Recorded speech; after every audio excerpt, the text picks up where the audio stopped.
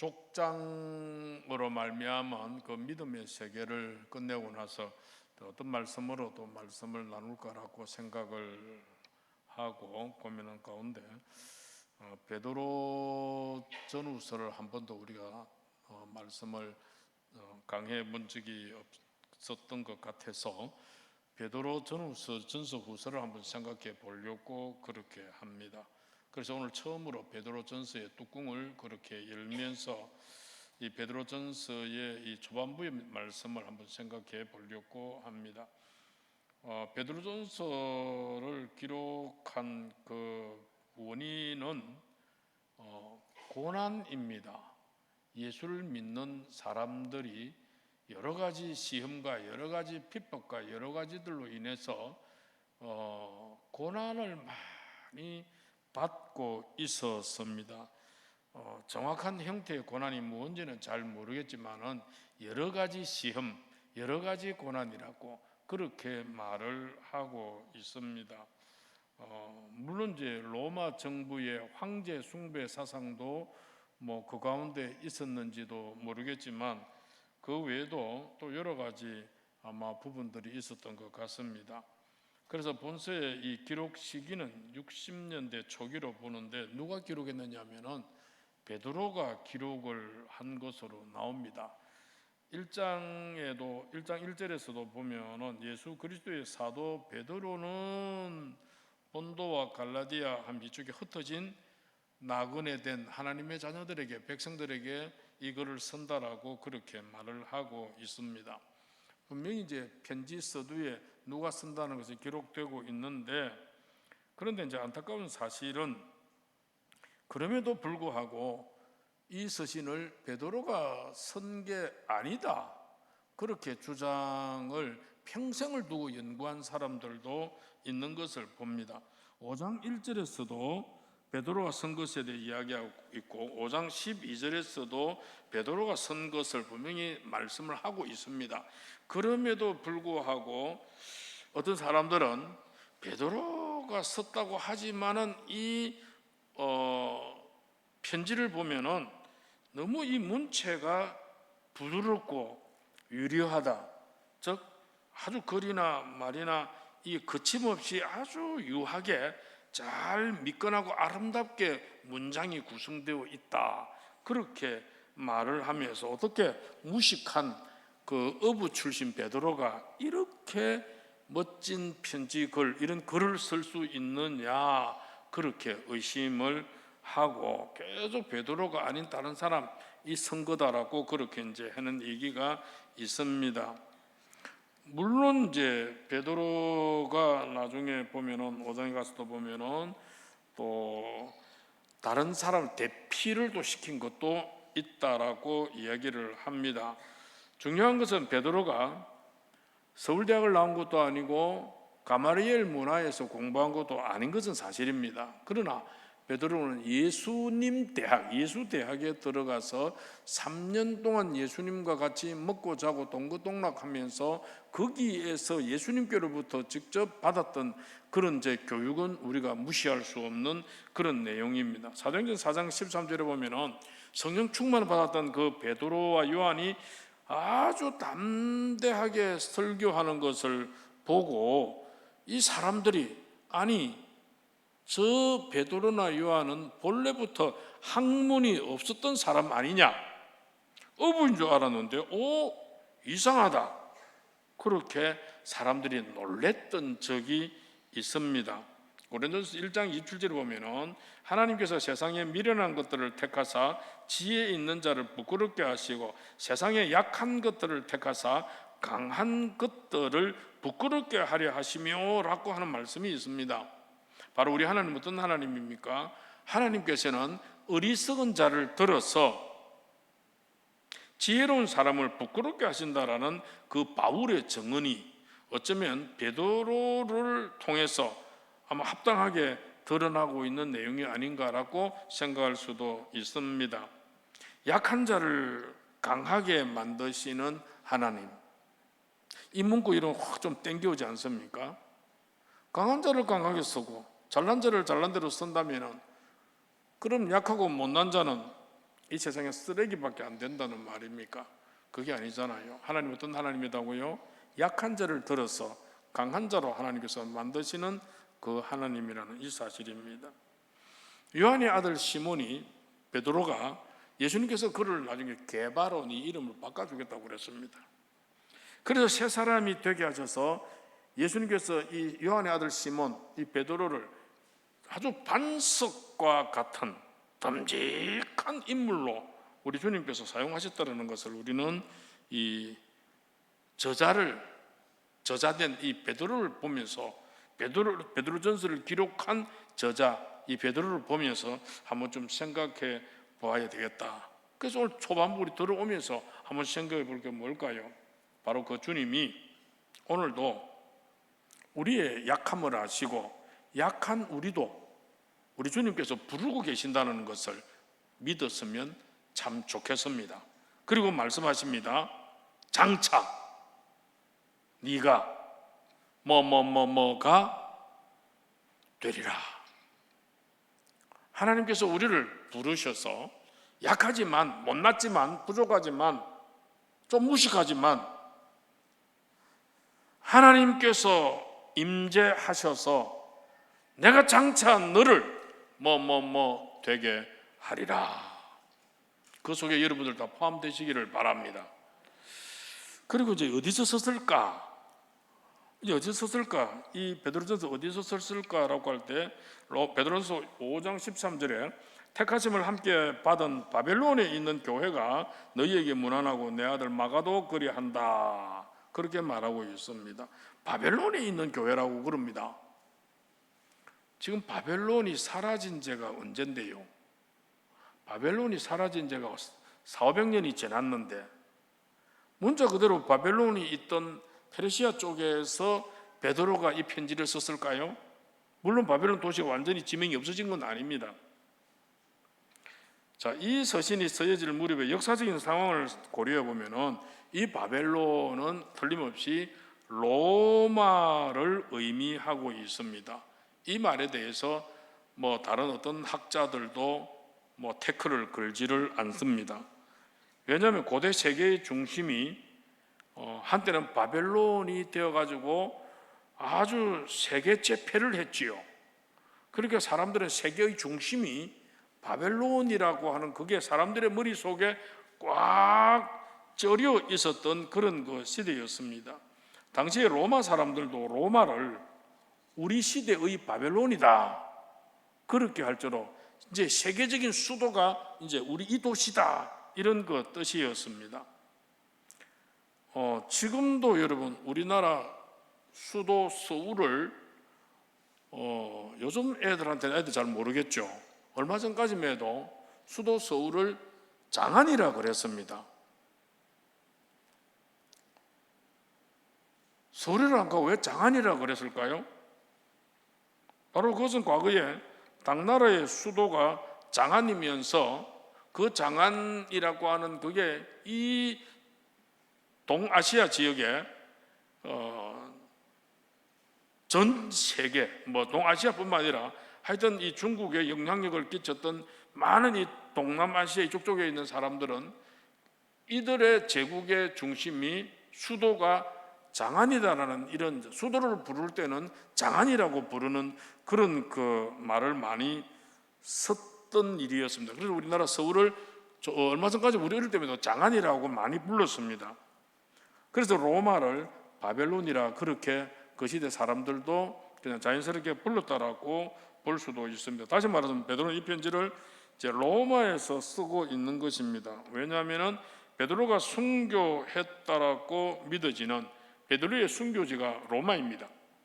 그래서 그 로마에서 썼다라고 그렇게 말하고 있는데 바벨론이 있는 교회가 문안한다라는 로마서 5장 베드로서 5장 13절의 말씀은 다시 말하면 로마에 있는 교회가 당신들에게 문안한다 이런 뜻이라는 것 오해하지 마시기를 그렇게 바랍니다.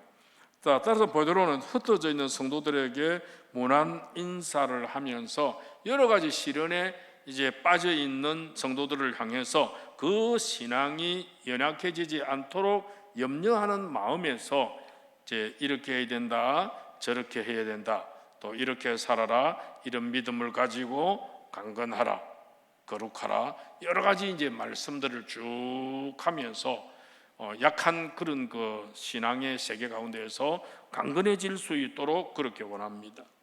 오늘 보니까 이제 흩어진 나그네로 이야기하면서 본도, 갈라디아, 갑바도기아, 아시아, 비두니아 이런 지역에 이제 흩어져 있는 사람들에게 편지한다 이럽니다. 본도, 갈라디아 이제 이런 그 덩치 지명들은 참 지금 다 어디에 있냐면 터키 지방 안에 다 있는 지명들입니다. 터키 굉장히 크죠. 본도나 갈라디아나 갑바도기아나 이런 그 아시아나 비두니아 이런 그 지역들은 여러분 고대 그 지명들을 보면은 다 나옵니다. 거기에 이 지명 덩치가 보통 우리 남한보다 다 큽니다. 남한보다 더 우리 한반 어떤 나라는 어떤 것은 한반도보다 큰 지명도 있고 어떤 것은 우리 한반도의 한 중간쯤 되는 지명도 있고 하여튼만 우리나라 땅 덩거리 정도 되어진다. 어느 게 본도라는 이 도시가 지역이, 갈라디아라는 이 지역이, 갑바도기아는 그 아주 좀 관광지로서 유명하죠. 거기에는 그 동굴 사암이 되어가지고 판에가 동굴 안에 사람들이 많이 살고 있는 이제 그런 그 곳하고, 그래서 이런 거 곳곳에 흩어져 있는 성도들에게 편지를 하고 있는 베드로의 말입니다. 그래서 제 시험을 받는 그 이유들 중에 고대 우리 기독교인들은 자신들의 그 전통적 종교가 있었지 않습니까? 자기들이 계속 믿고 있던 전통적 종교를 버리고 기독교로 개종한 그런 사람들, 가족들로부터 핍박을 받았습니다. 그래서 버림받고 소외되고 집에서 쫓아내버리고, 우리나라에서도 조선시대 이후에 기독교 처음 들어왔을 때 아마 우리 집안에 한 5대 6대 조 되는 분들은 우리 신앙의 연륜들이 아마 우리 기독교 초기에 예수를 믿은 사람들입니다. 1800년도 말이나 1900년 초나 그때 믿어서 계속 이어내려온 분들은 아마 지금쯤 5대, 6대 정도 믿음의 가문을 아마 이루고 있을 것입니다. 이때도 예수 믿는다고 그 종중에서 파내버려가지고 쫓아내가지고, 그래서 어쩔 수 없이 도망쳐 오는, 뭐 피신 와서 다른 지역에서 살아야 되는 이런 경우들도 그렇게 있습니다. 그래서 베드로는 그들이 비록 나그네처럼 이런 어려움이나 핍박 때문에 흩어져 있지만은 택하심을 입은 자들로서 하나님 아버지의 미리 아심을 따라서 선택이 되었고, 당신들은 성령을 통해서 구별된 성별된 자라는 것을 강조를 합니다.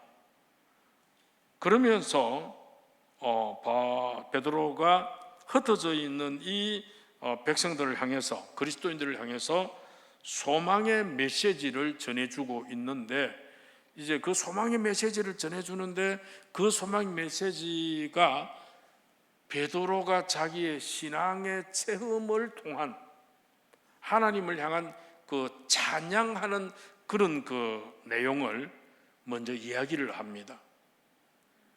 지금 사실 베드로보다는 흩어져서 핍박받고 있는 성도들이 좀 신앙이나 믿음이나 예수에 대한 지식이나 여러 가지 좀 부족했겠죠. 그러니까 베드로가 먼저 내가 받은 은혜, 내가 체험한 은혜, 내가 받았던 이 귀하고 거룩한 복음에 대한 그런 그 뜨거운 사랑의 열정들, 믿음들을 이들에게 가르쳐주고 보여주고 싶었던 그런 그 일이었습니다. 그래서 지금 1장에서 오늘 읽었던 이 1절에서 12절까지 이 내용들은 베드로의 신앙 고백과 같은 그런 내용입니다. 자, 먼저 보면은 이 베드로가 찬양을 하는 찬양의 대상이 나오죠. 베드로가 지금 하나님에게 찬송을 드리고 있습니다.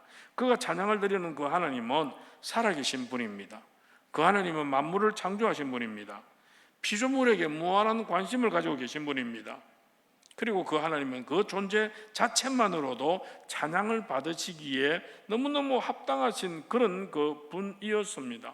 더군다나 자신의 독생자, 만민이 고백하던 그 메시아를 이 세상에 보내주신 그 하나님은 능히 찬양과 영광을 받으시기에 합당한 분이다.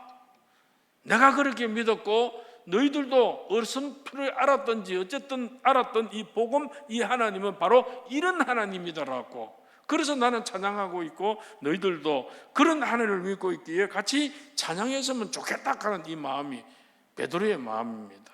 오늘 여러분 하나님을 향해 찬양할 때 여러분 우리의 마음에 이런 마음이 있습니까? 이런 마음 있어지기를 축원합니다. 그냥 하나님, 재앙하는 하나님, 일반 신들 중에 어떤 하나님으로 신으로 그렇게만 생각 안 했으면 참 좋겠습니다.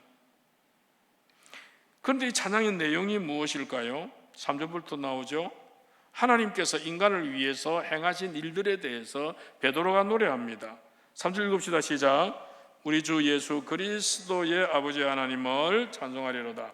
그의 많으신 긍휼대로 예수 그리스도를 죽은 자 가운데서 부활하게 하심으로 말미암아 우리를 거듭나게 하사 산 소망이 있게 하시며. 하나님을 찬양하는데 오늘 제가 쉽게 좀 정리를 하겠습니다. 여러분 1절에서 10에 쭉 읽으니까 뭐가 좀 어렵죠? 내용들이 어렵죠. 저도 읽으면 좀 어렵습니다. 이걸 좀 많이 해석해가지고 좀 쉽게 제가 오늘 설교 넘어가겠습니다. 첫째는 바로 산 소망을 주신 하나님이시기에 베드로가 찬양한다 그랬어요. 믿음이 있는 사람은 과거를 자랑하지 않습니다. 과거에 집착하지도 않습니다. 과거를 또 후회하지도 않습니다. 믿음의 사람은 미래를 꿈꾸고 믿음의 사람은 미래를 이야기하고 미래에 대해서 투자합니다. 믿음이 없는 성도가 과거를 자랑하고 믿음이 없는 교회가 과거의 역사나 전통을 자랑합니다. 그러나 지금 하나님을 찬송하는 베드로의 그 찬송의 마음은 예수 그리스도를 죽은 자 가운데서 부활하게 하심으로 말미암아 우리를 거듭나게 하사 산 소망이 있게 한다. 부활하게 하심으로 말미암아 우리를 거듭난다. 새롭게 태어난다. 새 생명이 우리에게 있게 되어짐. 그런 새 생명이 있게 되어지면서 구원의 반열을 위해 우리를 세워주신 그 하나님, 그 하나님을 찬양한다. 우리로 하여금 부활의 예수가 그 마음속에 들어가는 사람에게는 새로운 영생이 있으니 우리에게 새로운 산 소망을 주신 하나님이시다. 그 산 소망을 주신 그 하나님 때문에 그 하나님을 나는 찬양한다 그 말이죠. 그래서 미래의 생명을 주신 그 하나님을 찬양, 그 살아있는 소망을 주신 하나님, 희망을 주신 하나님, 그 하나님을 찬양. 믿음이 있는 교회는 내일의 소망을 이야기합니다. 과거만을 회상하고 앉아있는 사람이나 교회는 믿음이 없는 교회이고 미래를 꿈꾸는 교회는 믿음이 있는 교회이죠. 베드로 사도가 산 소망을 이야기했습니다. 여러분 살아있는 소망이 무엇일까요? 살아있는 소망에 대해서 4절에 이야기합니다. 4절 읽읍시다. 시작. 썩지 않고 더럽지 않고 쇠하지 아니하는 유업을 있게 하시나니 곧 너희를 위하여 하늘에 간직하신 것이라. 여러분들의 희망은 무엇입니까? 과연 썩지 않고 더럽지 않고 쇠하지 않는 살아있는 소망의 기업이 있습니까? 그 기업이 어디에 있습니까? 오늘 여기에 보니까 산 소망으로 말미암아 썩지 않고 더럽지 않고 쇠하지 않는 그 유업을 이어가게 하였으니 그게 어디 있는 겁니까? 하늘에 간직된 것이라. 하늘에 있는 소망의 기업은 누구를 위해 있는 겁니까? 우리를 위해 있는 것입니다. 바로 우리는 믿음으로 사는 자들이죠. 사람들은 꿈꾸는 대로 삽니다. 여러분 아름다운 꿈을 꾸시기를 바랍니다. 믿음으로 아름다운 꿈을 꾸시고요. 믿음은 산 소망이라는 것입니다. 주님의 부활을 위해서 우리에게 믿음의 희망을 주셨던 것이지 않습니까?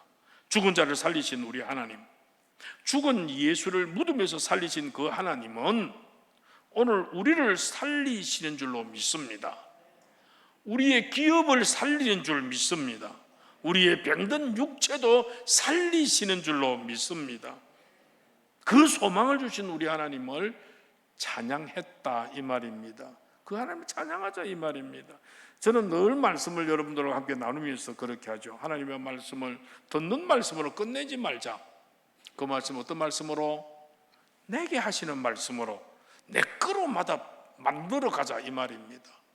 살리시는 하나님이라면 누구를 살려야 할까요? 남 살리기 전에 내부터 살아야죠. 우리 하나님 어떤 하나님? 나를 살리시는 하나님, 나를 일으키시는 하나님이라는 것을 우리는 믿어야 됩니다. 그렇게 해야 되죠. 그거 그냥 지식으로 그냥 알고 넘어가면 뭐합니까? 그래서 베드로가 지금 여러 가지 종류의 핍박으로, 시련으로 고통당하고 어림 속에 있는 그 흩어져 있는 나그네 된 그리스도인들에게 좌절하지 마라, 쓰러지지 마라, 힘없어 하지 마라, 우리에게 산 소망을 주시며 우리를 일으켜 세우시는 그 하나님을 믿어라. 죽은 자를 일으켜 세우신 그 하나님, 오늘 연약한 우리를 일으켜 세우시는 그 하나님이신 줄로 믿어라. 오늘 본산교회 성도 여러분 믿으시기를 바랍니다. 나를 일으키시고 내 가정을 일으키시고 내 병든 몸을 일으키시고 우리의 기업을 일으키시고 나의 여러 가지 주변을 일으켜 세우시는 우리 하나님을 믿으시기를 바랍니다. 또 하나, 어떤 하나님을 찬양했을까요? 세상을 이기게 하시는 하나님을 찬양합니다. 6절 7절의 말씀을 볼까요? 6절 7절 시작.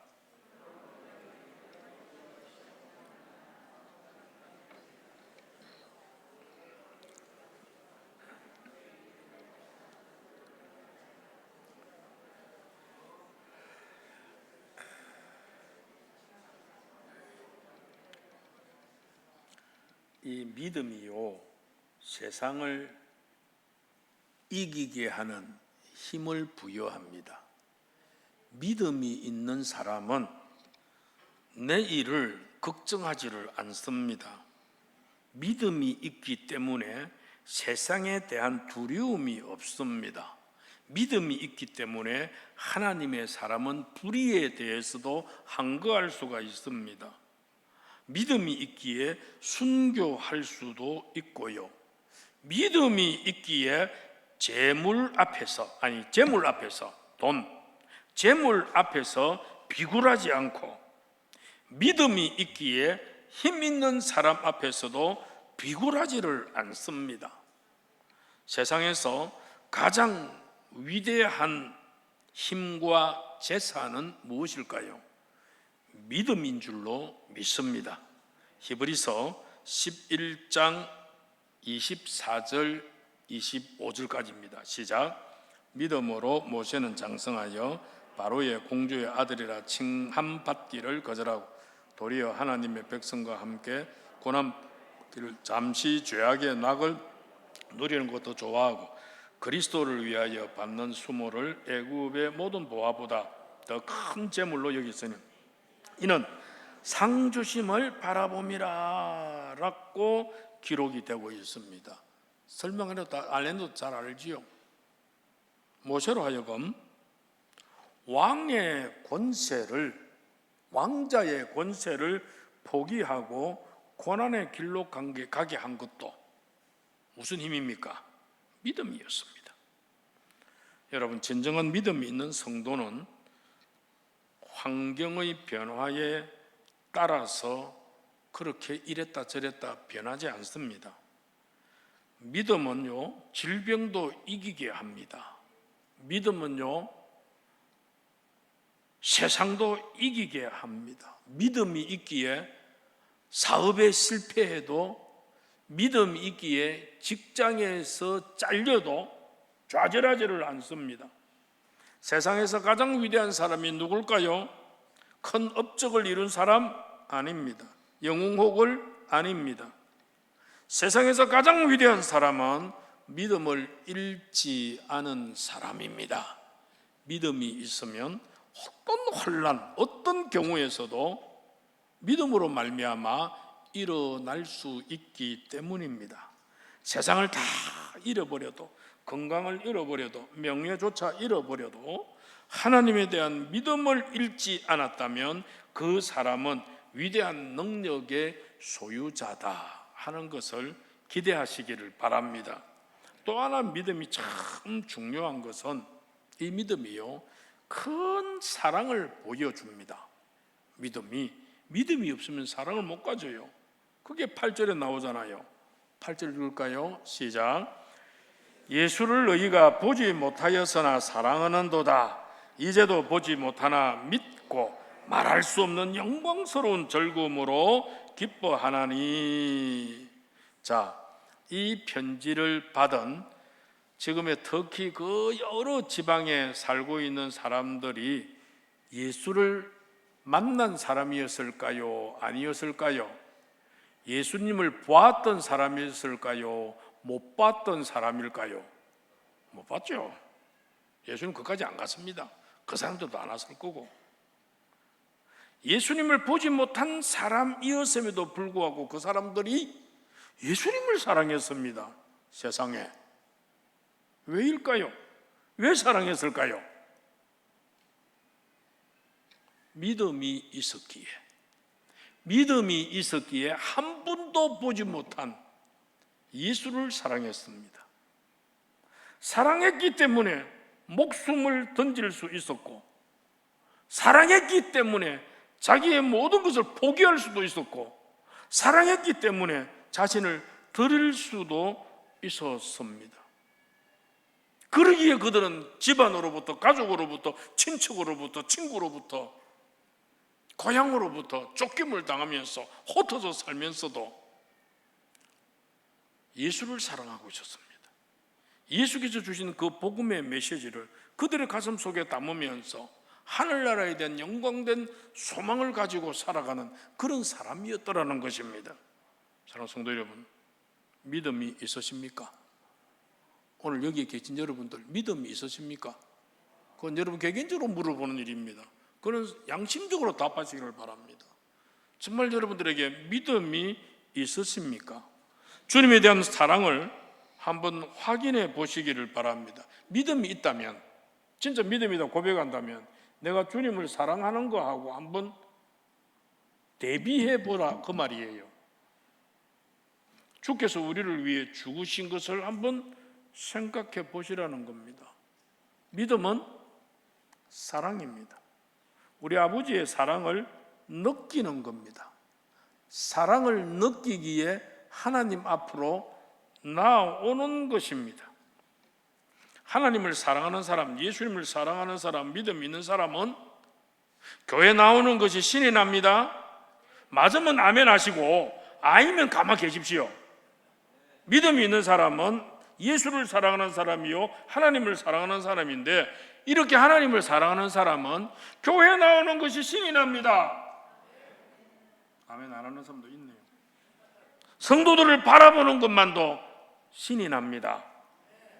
헌금하는 것도 아깝지 않고 신이 납니다. 봉사하는 것도 신이 납니다. 그런데 이 사랑이 식어가면 시간이 지나면서 세월은 지나니까 신앙의 연륜은 쌓이는데, 예수 믿었다라는 연수는 쌓이는데 생활이 즐겁지 않습니다. 교회 나오는 것도 그렇게 신이 나지 않습니다. 아멘 없습니까? 예배 시간도 그렇게 즐겁지 않습니다. 억지로 나오는 거니까. 설교가 좀 길어지면 짜증이 납니다.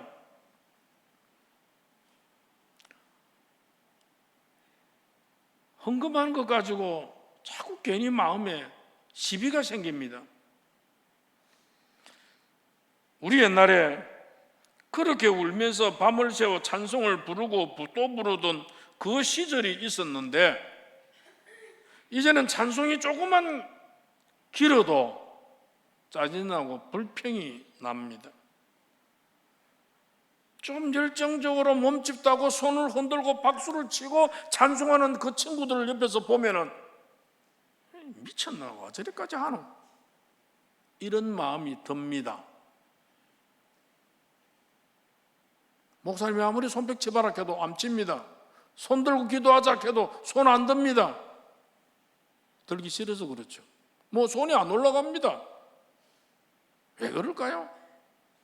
그 찬송이 자기 마음에 안 드니까 그렇죠.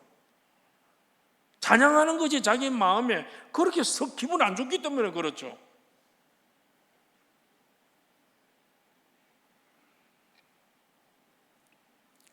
교회만 와도 가슴이 울렁거리면서 참 좋았는데 이제는 이런 두근거림과 설레임의 마음이 사라져 버렸습니다. 그럼 여러분 쭉 연결하면 어떻습니까? 믿음은 사랑이었다고 그랬고, 근데 이 사랑이 식어졌다? 믿음은 결국 영혼 구원이거든요. 요 사랑이 식어짐으로 믿음 생활과 교회 생활과 이런 나의 신앙의 삶이 식어져 버리고 이렇게 뭐가 처져 버렸다는 것은 구원을 받지 못합니다. 진정으로 그 속에 예수를 나의 구주로 믿는 믿음이 없는데 어째 구원의 자리에 이를 수가 있습니까? 입으로만 예수 믿는다? 미안합니다. 그런 예수님께서 나 니 모른다 합니다. 와, 예수님 내 예전에 헌금도 많이 했고, 왜 예수님 내 예전에 내가 교회 건축할 때도 내가 얼마나 힘썼고, 왜 예수님 내가 교회 청소도 많이 했고, 왜 예수님 내가 식당에 밥 하는 것도 내가 얼마나 했고, 옛날에 한 게 얼마나 많은데 왜 내 모른다 합니까? 지금 니 없잖아. 지금 니 없잖아. 네 속에 예수가 없잖아. 네 속에 사랑이 없잖아. 네 속에 궁극적으로 믿음이 없잖아. 믿음이 없는 사람을 어떻게 구원을 시킬 수 있나요? 믿음이 있으면 예수님을 사랑해요. 예수님을 사랑하면 예수님과 연관된 것은 모든 것이 다 사랑으로 연계되어진다 그 말입니다. 그런데 그게 안 되잖아요.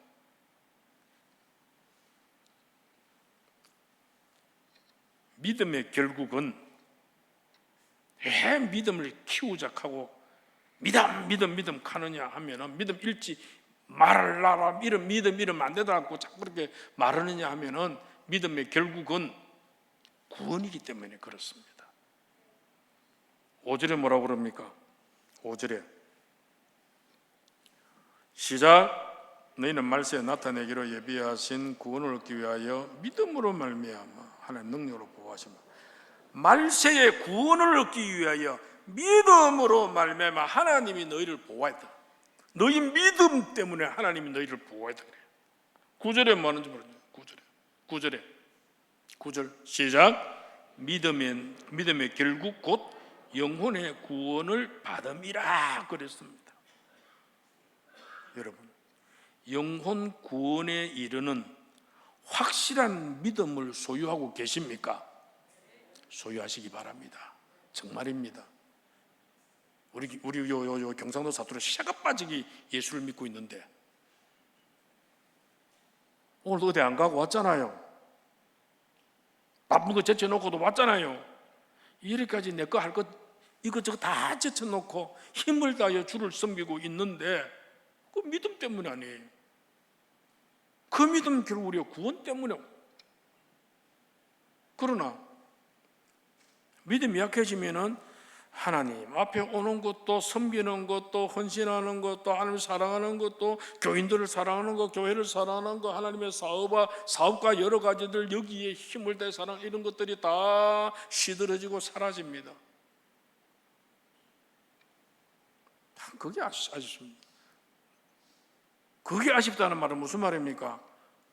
믿음이 사라짐으로 말미암아 그의 구원이 사라지는 것 같아서 아쉽다 그 말입니다.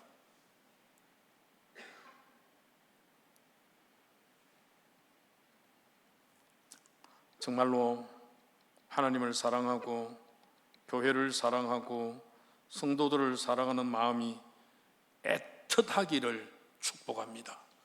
그 마음이 정말 많으시기를 바랍니다. 사람들요, 내 마음에 협조가 다 안 해줍니다.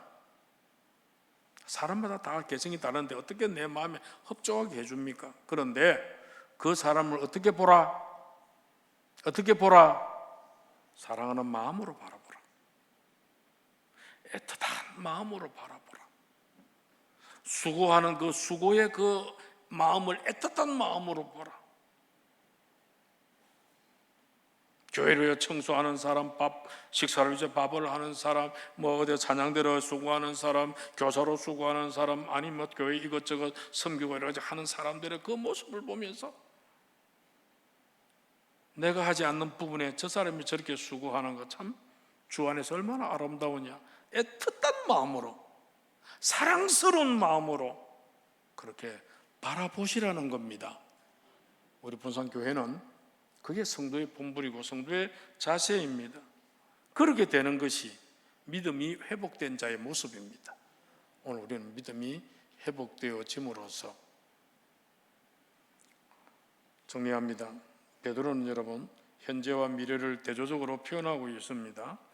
비록 현재는 어려움을 당하지만 미래에는 우리가 즐거움이 있습니다. 지금은 전투 중에 있지만 나중에는 결국 승리하게 되어집니다. 성도가 이 땅에서 당하는 고난과 시련은 금보다 더 값진 믿음의 연단을 가져옵니다. 믿음을 여러분 끝까지 잘 유지하고 믿음을 잘 가지고 가면은 결과는 뭘까? 칭찬과 영광과 존귀입니다.